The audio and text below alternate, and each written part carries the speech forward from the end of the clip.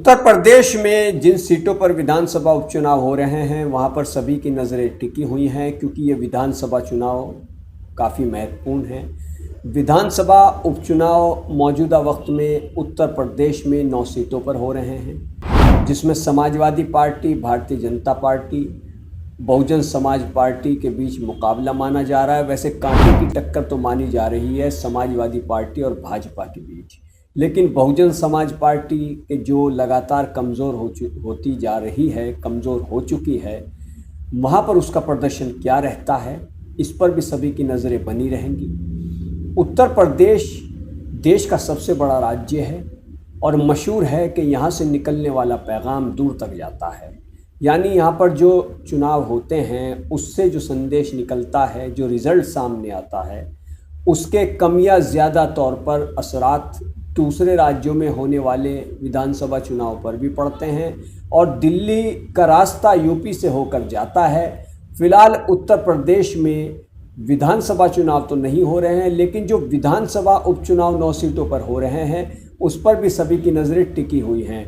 दरअसल जो 2027 में उत्तर प्रदेश में विधानसभा चुनाव होंगे उससे पहले ये चुनाव बहुत ही महत्वपूर्ण है और ऐसे समय में कि जब लोकसभा चुनाव में भारतीय जनता पार्टी को उम्मीद के मुताबिक कामयाबी नहीं मिली थी, तो इस बार विधानसभा उपचुनाव में भारतीय जनता पार्टी पूरे जोशो खरोश के साथ उतरी है और जिन सीटों पर उसने अपने प्रत्याशियों के नाम का ऐलान किया है वहाँ पर भारतीय जनता पार्टी ने कई मंत्रियों को भेजा, पार्टी के वरिष्ठ नेताओं को पूर्व में भेजा और वहाँ पर मंथन किया गया। वहाँ पर ये चेक किया गया, इस बात को गंभीरता से देखा गया कि यहाँ पर क्या सियासी कमज़ोरी है और किस नेता को यहाँ पर चुनावी मैदान में उतारना बेहतर रहेगा, जिसका विरोध ना हो और वो चुनावी मैदान में कामयाबी हासिल कर सके।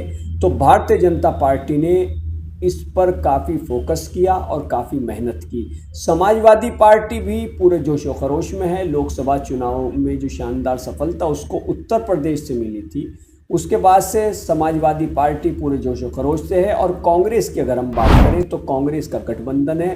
कांग्रेस ने अपना कोई प्रत्याशी चुनावी मैदान में नहीं उतारा है। फुल सपोर्ट समाजवादी पार्टी के प्रत्याशियों को है क्योंकि समाजवादी पार्टी के साथ कांग्रेस का गठबंधन है। बहुजन समाज पार्टी बगैर किसी गठबंधन के चुनावी मैदान में उतरी है।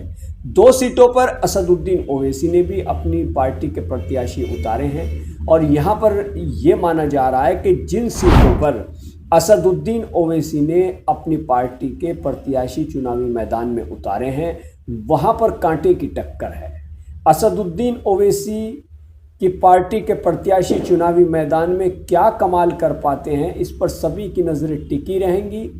असदुद्दीन ओवैसी के बारे में मशहूर है वो बहुत जगह खुद नहीं जीतते, लेकिन दूसरे दलों को हराने में वो कोई कसर बाकी नहीं रखते हैं। ऐसा आरोप भी उन पर लगता रहा है। हालांकि अब उनकी जो पॉलिटिक्स है वो पहले से काफ़ी जुदा हो चुकी है। वो अलग अंदाज में पॉलिटिक्स कर रहे हैं। बहुत ज़्यादा सीटें वो नहीं लड़ रहे हैं। चाहे महाराष्ट्र का विधानसभा चुनाव हो, सिर्फ 14 सीटें असदुद्दीन ओवैसी महाराष्ट्र विधानसभा चुनाव में लड़ रहे हैं। 11 सीटों पर मुस्लिम समाज के प्रत्याशी हैं तो 3 सीटों पर उन्होंने दलित समाज के लोगों को टिकट दिया है। और उत्तर प्रदेश विधानसभा उपचुनाव की बात करें तो 9 सीटों पर विधानसभा उपचुनाव हो रहे हैं। सिर्फ असदुद्दीन ओवैसी 2 सीटों पर अपने प्रत्याशियों के नामों का ऐलान किया है। वो वहाँ पर पूरी मजबूती के साथ चुनावी मैदान में किस्मत आजमा रहे हैं। तो अब ये देखना दिलचस्प रहेगा कि उत्तर प्रदेश विधानसभा उपचुनाव में जीत का ताज किसके सर सजता है। कीजिए मानव जगत लाइव को सब्सक्राइब, वीडियो को शेयर कीजिए, कमेंट कीजिए। धन्यवाद।